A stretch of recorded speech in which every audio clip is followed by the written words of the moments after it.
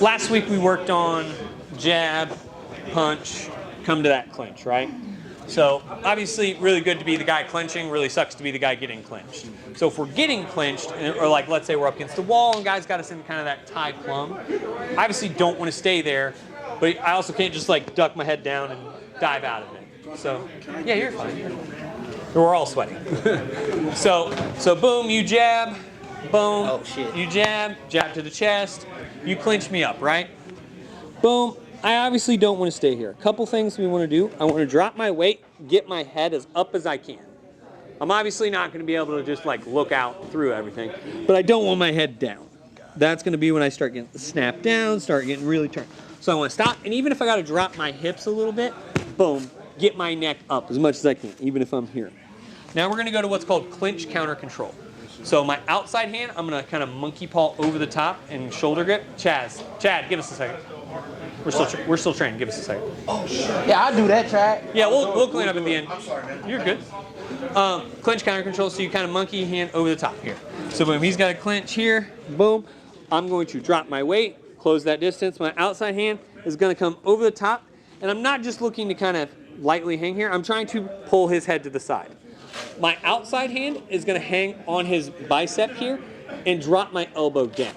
Two things this is going to do. One, it loosens his grips, but it also attaches to both of his arms. So if I'm here and I try to just like body lock or do anything, you can push off and start punching. Boom, bop, bop, like we talked about last week. You can just break contact and follow up. But if you're here, boom, start punching. Okay, you can't punch because you have... Boom. Now I can clear out. So we're going to start with just going to that clinch counter control. So boom, bop, here, I drop that weight. All I want you guys to do is to turn, bop, and clear out, not down. Realize if I go down and his knee comes up, that's on me, even as an amateur. As an amateur, you cannot knee to the face. But if your head is below, the way they always talk about it in the rules meeting, if your chest is pointed down, it's on you if you get kneed in the mouth. Basically, when I talk to Rad, yeah. You know, if my head's here, it's not his fault if he's trying to knee me in the body and my face is there first. So I'm here, you clinch me up, hanging on that bicep, hanging on the back of that head, weight here. I'm going to turn. I like to just hit a quick knee, bop. Then I'm here. I'm going to look to pull and turn. So I'm clearing all that way. Does that make sense? Can I do one more time? Yeah, one more time. So boom, here, turn, and then I'm clearing everything to that side. Does that make sense?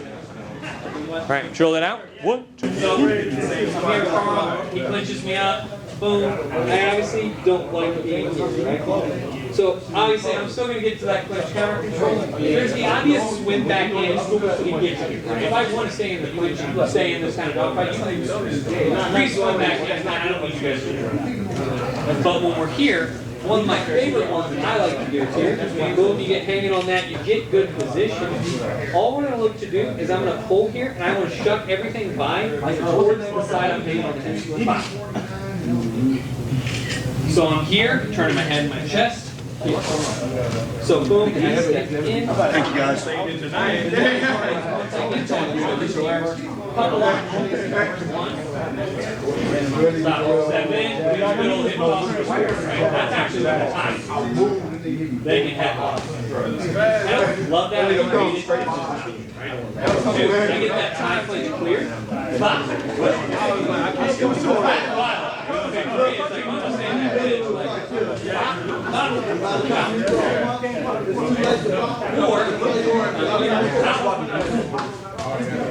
Come back into that body.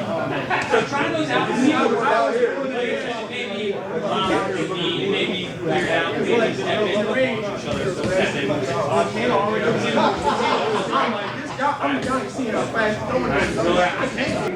in. So we're here. I get clinched up. I obviously don't like that, right? All we're going to do, instead of just hanging on this tricep here, I'm going to look to pop, and I'm going to bring that hand underneath. As soon as I'm here, we're more posting it. If you can get it to come up some, great. It's more I don't want it to drop when I change levels. So boom, I'm trying to pop it here, pop, here. Now, when you get here, I'm gonna lock instantly. Now, I'm gonna always look to start turning here, because your big ass is gonna be able to choke someone from there. I already know that's gonna be, teaching you a head and arm choke is gonna be my worst decision ever, but it's gonna be so much fun to watch him pop someone's head clean off. So we're here, pop, I'm clean, hanging on.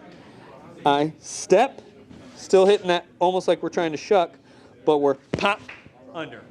Now, couple options. I'm always going to look to hang here with a gable grip. You can spin that down. You can knee.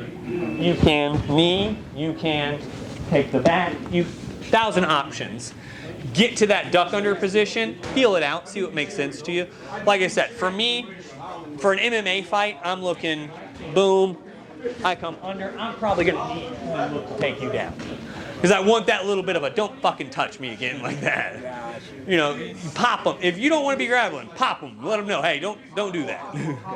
So I would hit that knee and then look to circle them down so that way they're in that turtle position. I can start punching. Make sense? All right, driller out.